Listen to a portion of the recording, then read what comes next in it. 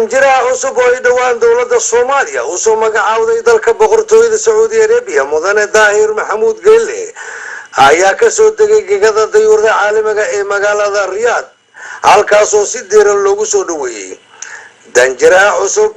oo la filayo in dhowaan howlihiisa uu si rasmi ah uga bilaabo safaaradda Soomaaliya ay ku leedahay magaalada Riyadh ee dalka Saudi Arabia ayaa qaar ka tirsan Soomaalida ku nool dalkan ay u arkaan in danjiraha ay sugayaan howlo culus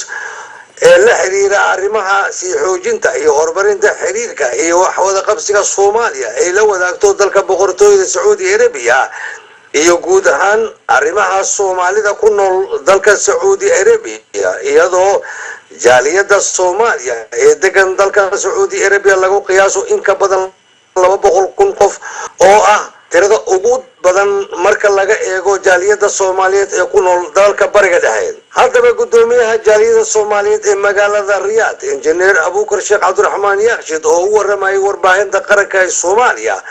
ayaa sheegay in jaaliyada ay si weyn ula shaqeyn doonto danjiraha cusub. annaga hadanahay jaaliyada maaragtay Riyadh ama jaaliyada Saudi ku nool oo dhan safiirka cusub walaalkeen Daahir Maxamuud waa soo dhaweynaynaa si fiican aan soo dhaweynaynaa airportkan ugu hortagnay jaaliyada xubno ka tirsan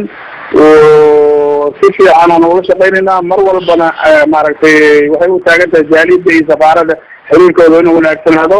waxaan rabaa halkaan inaan ugu mahadceliyo safiirkii hore mudane Axmed Cabdallah oo muddadii uu joogay dalka jaaliyada maaragtay gacan fiican iyo wada shaqeyn ka dhaxaysay marka saas ayaan leeyahay safiirkan cusubna si wanaagsan ayaan ula shaqeyn doonaa asana waxaan ka rajeynaynaa inuu sidii si ka fiican oo jaaliyada ula shaqeeyo. Haddaba danjira Daahir Maxamuud Geelle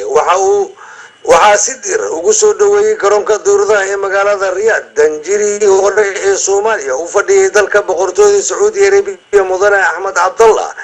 si hayaha qunsuliyadda Soomaaliya ay ku leedahay magaalada Jeddah mudane Daahir Axmed Weheliye ku-xigeenka koowaad ee safaaradda Soomaaliya ay ku leedahay magaalada Riyadh mudane Saciid Maxamed Xaaji oo qaybsanaha arrimaha militariga Soomaaliya u fadhiya dalka Saudi Arabia sareeyo guuto Cabdi Maxamed Xasan howlwadeenada safaaradda Soomaaliya ee magaalada Riyadh gudoomiyaha jaaliyada Soomaaliyeed ee magaalada Riyadh injineer Abuukar Sheekh Cabdiraxmaan Yaaqshid iyo mudane Cabdullaahi Islow oo ka tirsan guddiga odayaasha ee magaalada Riyadh. Ali Jaamac Cilmi Cali Kuus warbaahinta qaranka Soomaaliya Saudi Arabia.